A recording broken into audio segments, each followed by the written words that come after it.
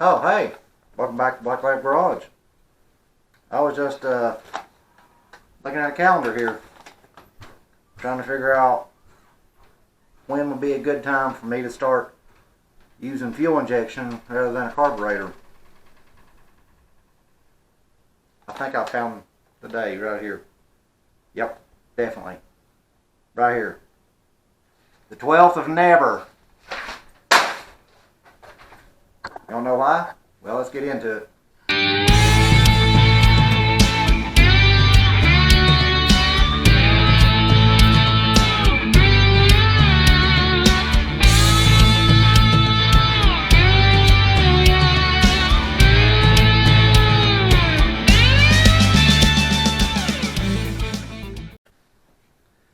The reason I say that aftermarket fuel injection is the dumbing down of America, well, let me just explain to you. Which I do want to say that extreme off-road guys, they get a free buy on this one, okay? So, any of you guys, you're excluded from this. But day in and day out, I try to answer questions for people. I get in the groups and the forums and answer questions. And it's always the same thing. I want to get Holly's new sniper system or, Elrock's ProFlow, whatever. Because they're so much better than a carburetor. Really? How are they better? I mean, I seen a guy bragging the other day because he got 12 miles per gallon out of his 390 in his truck.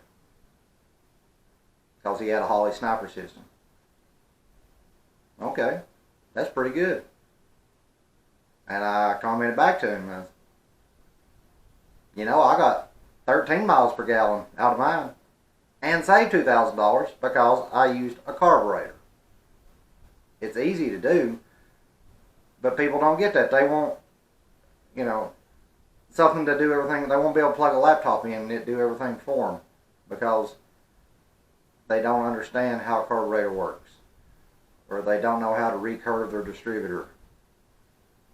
Things that are not hard to do. They're not expensive to do. It's just doing it. And having freaking sense to do it. But they won't be able to do this and it do it for them. But there's way, way, way too many things that can go wrong with them. Way too many. Okay, first thing I hear is, well, EFI has a return style fuel system. And that's a whole lot better for hot starts than, the carbureted system is returnless. Okay. You see this piece right here? You know what this is? This is the factory fuel return off of an 86 E350 with a 460. And a carburetor, because they didn't go fuel injection until 87. I have this engine, so I know for a fact it was carbureted. And I saved this piece just because I thought it was cool and I wanted to show people. This is the factory fuel return for a carbureted 460. Fuel return lines are nothing new. You can add them, to a carbureted engine just the same as you can a fuel injected engine. So that's a moot point. And then it's, well, the altitude. Okay, you can still tune a carburetor for different altitudes. I was talking to a woman, she had a Trans Am. Had a good run at Olds 403 in it. Well, as good as Olds 403 can run. And had a good quadrojet on it.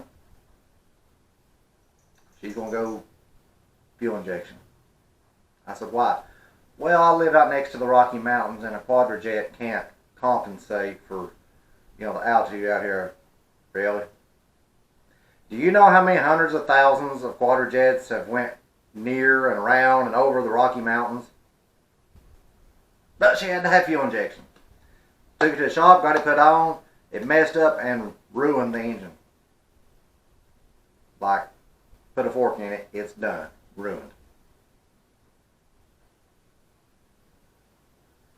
Cold starts, Well, that's just as simple as adjusting your choke right.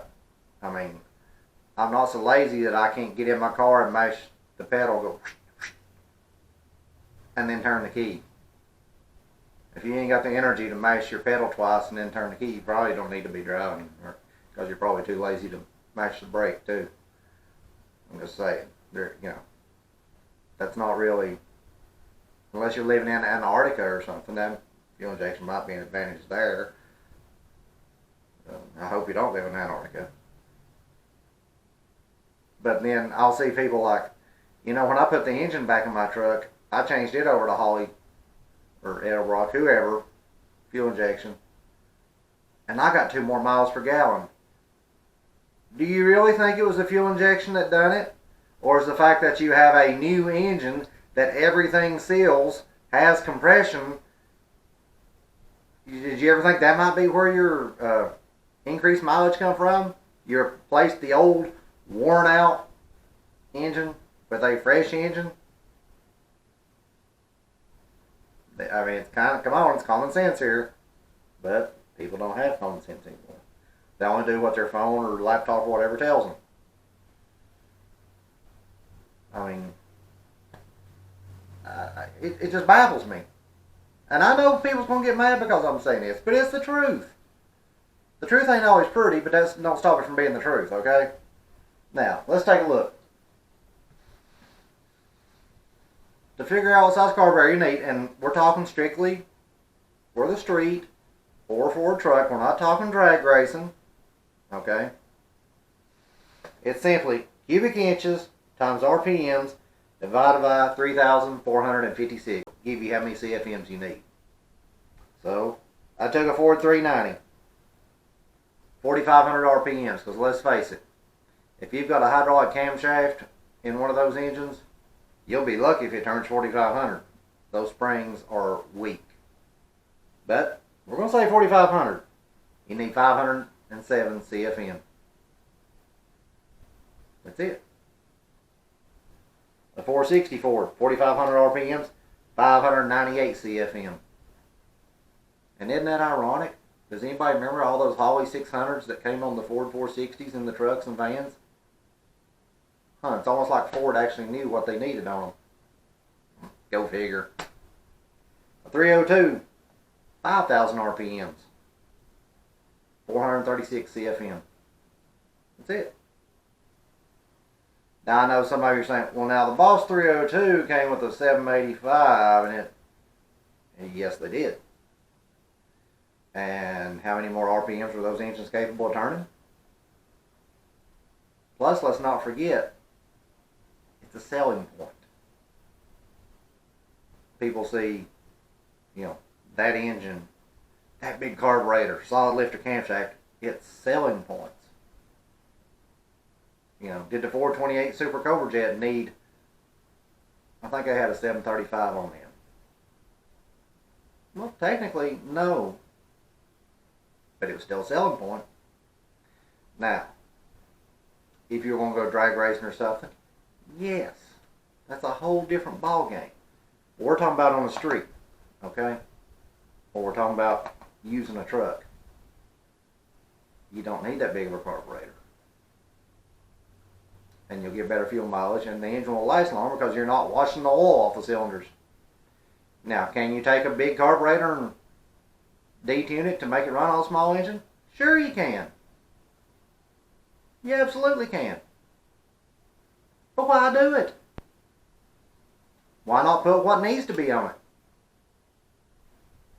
And I know there's people there, fuel injection makes more horsepower than carburetor. It's been proven and proven and proven on dynos. On any given day, it could go either way. And any advantage horsepower torque wise is very negligible.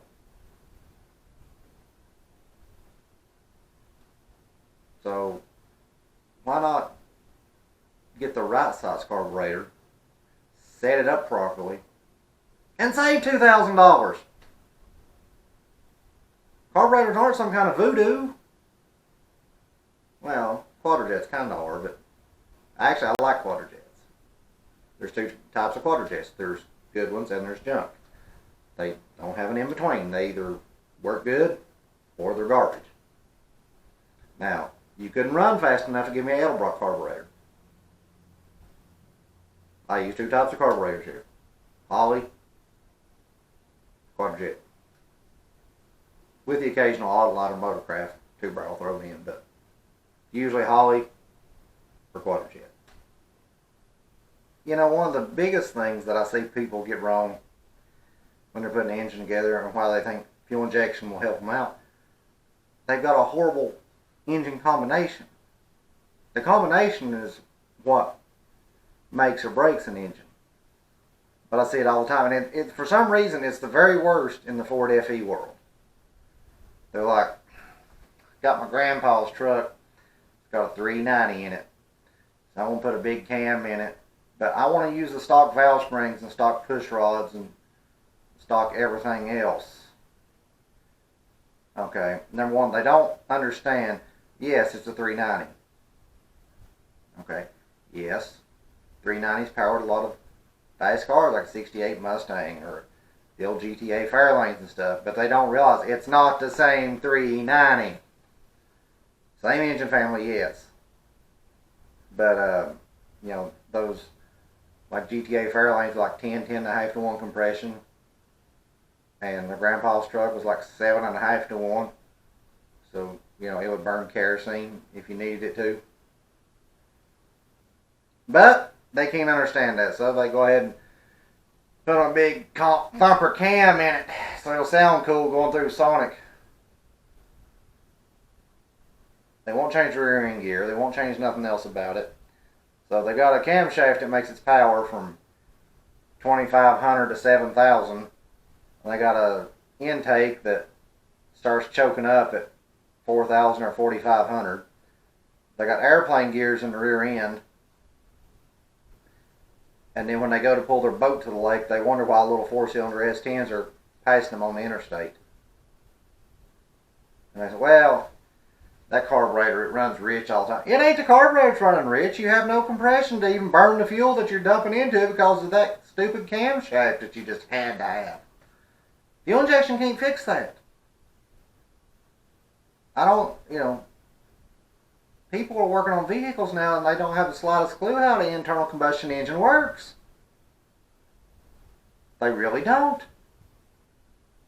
They can't understand that when you put a bigger camshaft in it, you're bleeding off compression. Well, when you don't have compression to start with, you ain't got much to bleed off.